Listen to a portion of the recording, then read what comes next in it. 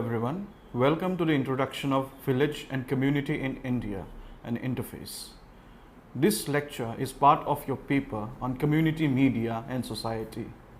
This lecture will introduce you to the dynamics of social, political, administrative relations between village society and different communities of the village. Indian village society is usually depicted as a homogeneous, static, self-sufficient unit with little or no interference from the outer world. All the disputes are resolved by the village panchayat, and state had virtually no role to play in the internal affairs of the village society. However, closer scrutiny of the village level documents reveals that Indian village society was highly stratified. Given the all-pervasive hierarchical division based on caste, it is not a surprise that village society was also divided into various communities. Part 1. Characteristics of the village. The Mughal era villages were called as Deh in Persian and Mauza in Rajasthani. An old settled village was called as Kadimi, old, or Asli, original. If some people moved out of the Asli village and got settled in a nearby area, it was called Thani or Izafa, addition to the village. Another category of villages was of such villages which got deserted by some natural disaster or was abandoned by people due to exploitation by Jagirdar. Such villages were known as Viran or desolate villages. The village was the smallest unit in the Mughal land revenue system. The state demanded the land revenue in cash or in kind. Part 2. Conventional portrayal of village society. Uttar Merur inscription is an important testimony to the working of sabhas in 10th century Chola kingdom. You can read about the Uttar Merur inscription in the e-text. Character of village society as depicted in the Uttar Merur inscription has been appropriated by scholars to argue that Indian village society was self-sufficient and static. During medieval period, for purposes of land revenue, and village societies were documented and relied upon to determine the revenue demand.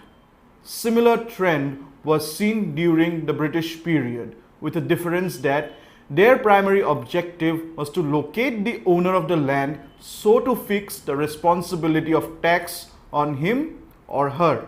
Unlike any previous regimes, company was interested only in know-how of the land revenue system and the nature of land rights when they got right to get the land revenue. The East India Company wanted to know the ownership of land. Was it with the peasant or zamindar or the village community, or was it the state itself? The company revenue officers relied upon the accounts of French traveller Bernier to solve this riddle. Bernier tried to understand Mughal state with the lens of French autocracy, and therefore he took the state as the sole proprietor of the land. Even though contrary evidences were available, the East India Company deliberately borrowed this erratic understanding of land rights to claim the ownership of the land and grab the fertile plains of Bengal province. The other reason for developing an understanding of the village community was the need to maintain the law and order situation in Bengal, Bihar and Orissa. The prominent revenue officers of East India Company were Charles Metcalfe, James Mill, Elphinston, Sir Henry Maine and Baden-Powell, etc. These officers were instrumental in constructing the new idea of a village community. Metcalfe called the institutions of village community as the true republic, whereas James Mill gave village community the name of a corporation.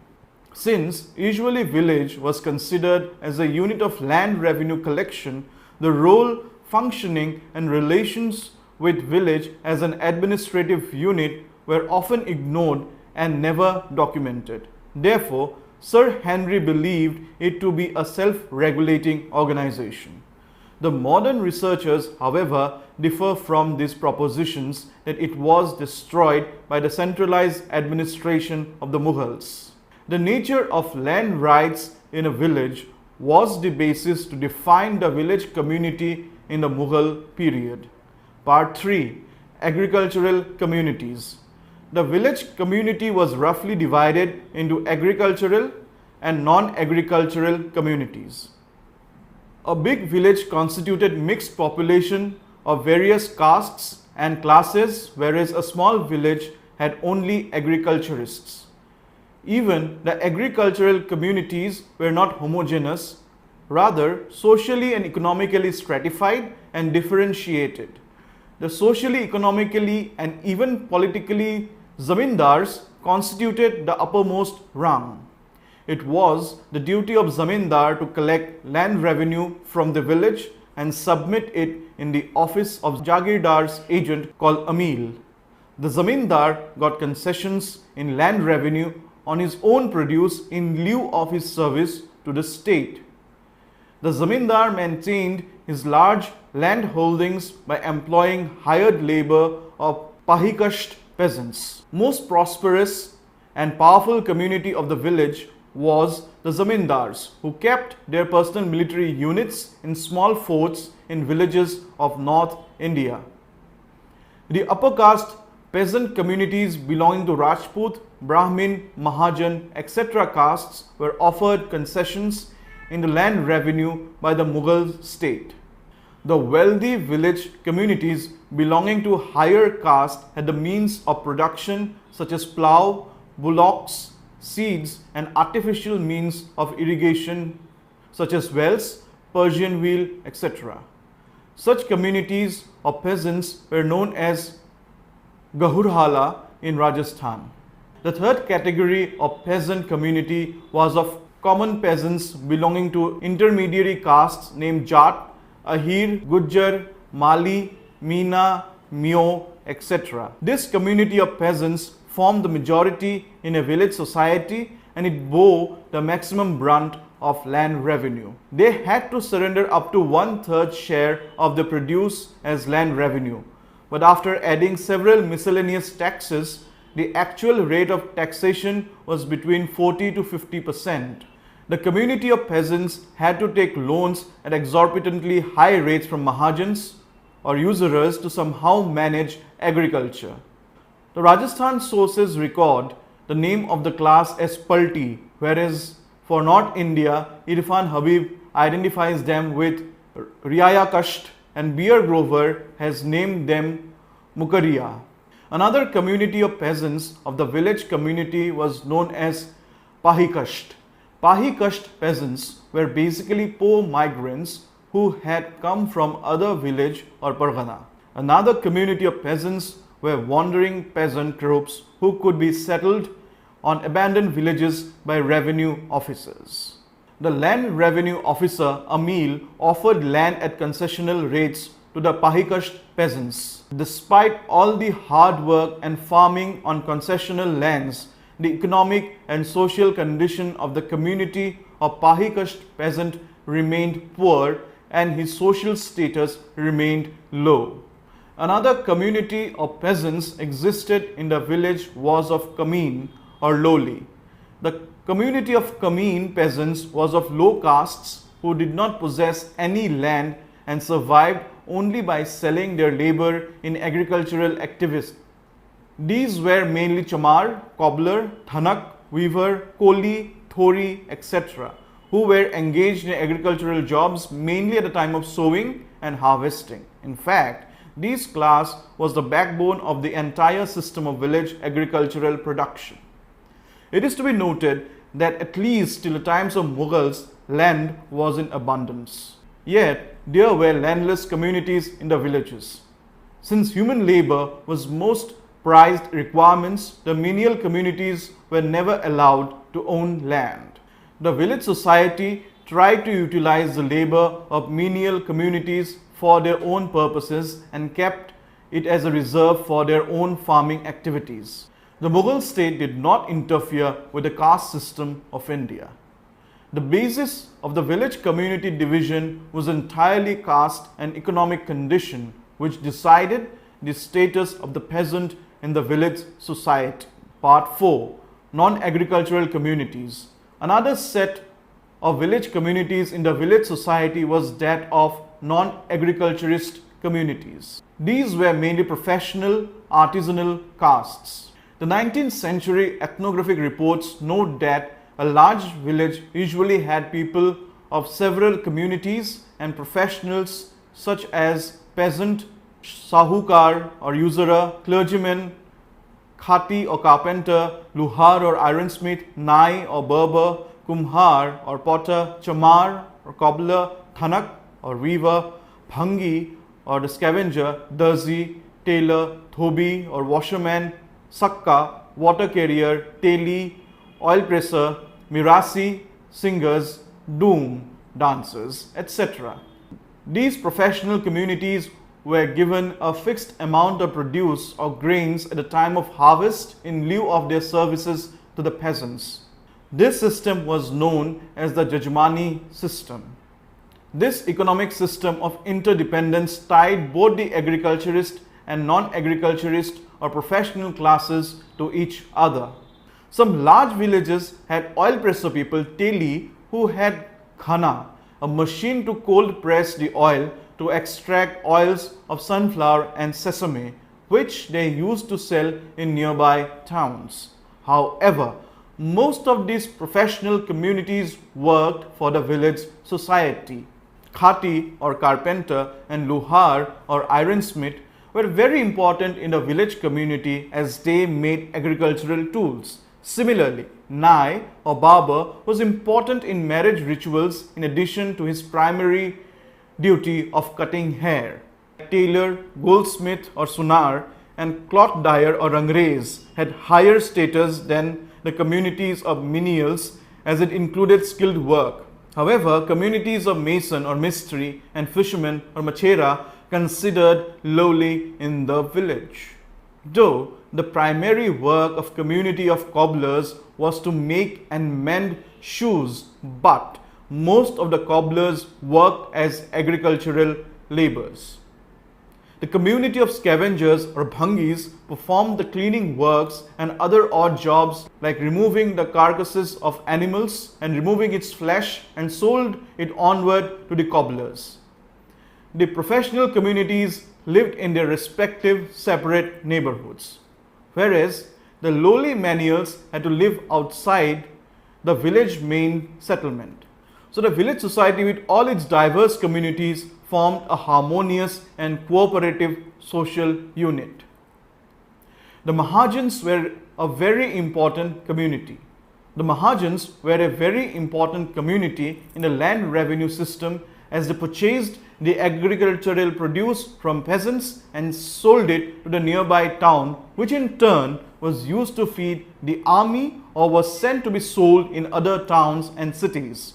The rich peasant communities cultivated cash crops for selling them at high prices in the market. The common cash crops were indigo, sugarcane, cotton, sesame, vegetables, etc. Thus, the village society was integrated with the market economy and became an important constituent of the economic system. The professional communities and lower caste community of the village also depended directly on the agricultural production as they were mostly paid in kind by the peasants. Thus, the village had become a self-sufficient unit. Portrayal and questioning of self-sufficiency. The nature of self-reliance of the Indian villages differed from what Karl Marx had proposed for the Indian villages. According to Marx, the Indian village society was comprised of communities of peasants, artisans and service classes who produced only for their own consumption and not for the market. But we see that in the Mughal era, Indian village communities were not stagnant. The village society was well informed and vigilant towards the fluctuating market prices of different crops, and therefore peasant communities cultivated the suitable crops accordingly. Only the wealthy communities of peasants could afford cultivating cash crops, as it required capital inputs for irrigation sources like well, Persian wheel, Thenkili, etc. On the other hand, most of the peasant communities were cultivating a couple of crops for mere subsistence, as they lacked the means of production for advanced farming. Some rich peasant communities also lent money to small peasants and mortgaged their fertile land on non-payment of the loan money. Rajasthani sources are replete with such examples where big landlords grabbed lands of small peasant communities. This was a very well-practiced trick played by wealthy peasant communities to seize more and more lands, which was a manifestation of the internal class conflict in the village society. Maximum burden of the land revenue tax was borne by the communities of small peasants, who had to pay as high as 50% of the produce as tax.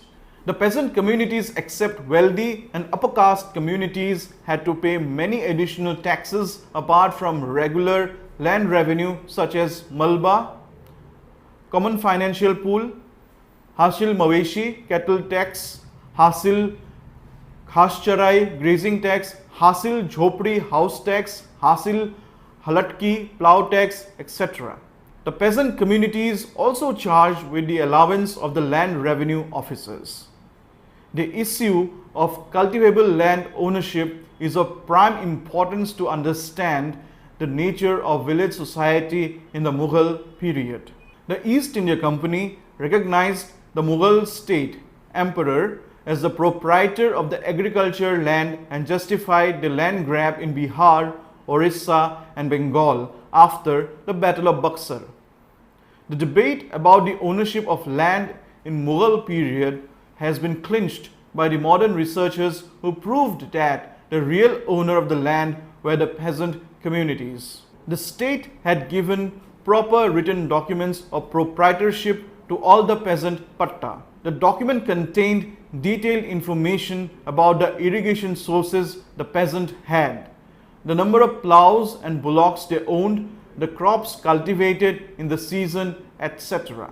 Nobody could evict the peasant from his land until he is regularly paying the land revenues. He had every right to mortgage, sell or cultivate his land. But the Pahikasht category of peasants did not have the right of land ownership in the Mughal India. The notion of Gram Panchayat has been carved out by the British revenue officers, who presented it as a sacred institution, which has continued to thrive since centuries. The Mughal period sources don't expatiate much about the Gram Panchayats and its nature. Gram Panchayats was some sort of village council, but it is difficult to say anything with surety about its nature.